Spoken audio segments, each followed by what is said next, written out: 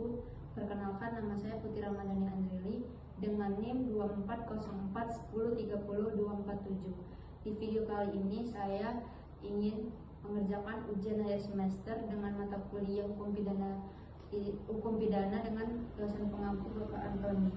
Baik, di sini saya akan menganalisis suatu kasus pidana yang melibatkan Rio, Theo, Amir, Ian, dan Sulaiman dengan menggunakan konsep delemming dan konkursus berdasarkan KUHP WPS dan KUHP tahun 2023 serta didukung oleh pendapat para sarjana dan teori hukum pidana.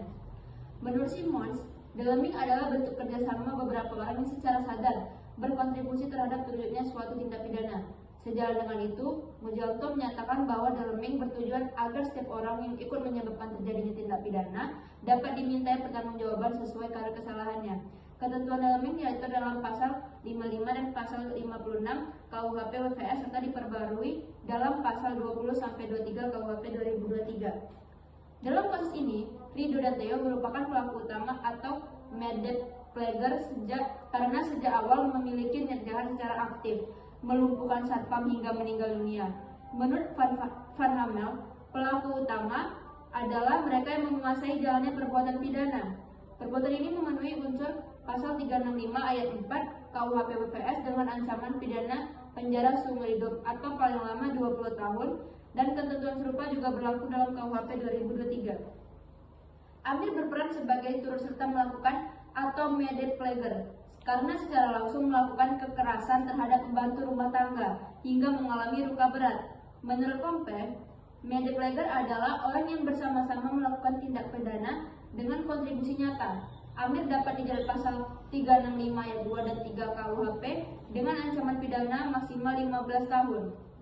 Ian merupakan penyandang disabilitas mental. Menurut Mujalto, kemampuan bertanggung jawab merupakan syarat utama pemidanaan.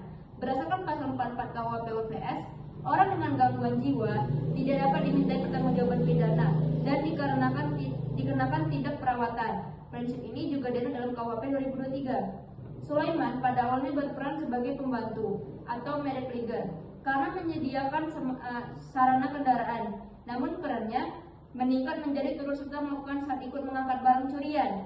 Ia juga melakukan kelalaian yang menyebabkan luka berat pada orang lain. Perbuatannya dapat dijerat pasal 356 ayat 2 dan pasal 36 KUHP. Ditinjau dari aspek konkursus atau Semenlov van Straffenweg, menurut Simons konkursus adalah keadaan seseorang melakukan lebih dari suatu tindakan pidana. Kasus ini termasuk konkursus realistis sebagaimana diatur dalam pasal 63 sampai 71 KUHP. Dalam penjatuhan pidana dilakukan teori absorpsi yang dipertajam sebagaimana ditemukan Van Bemmelen.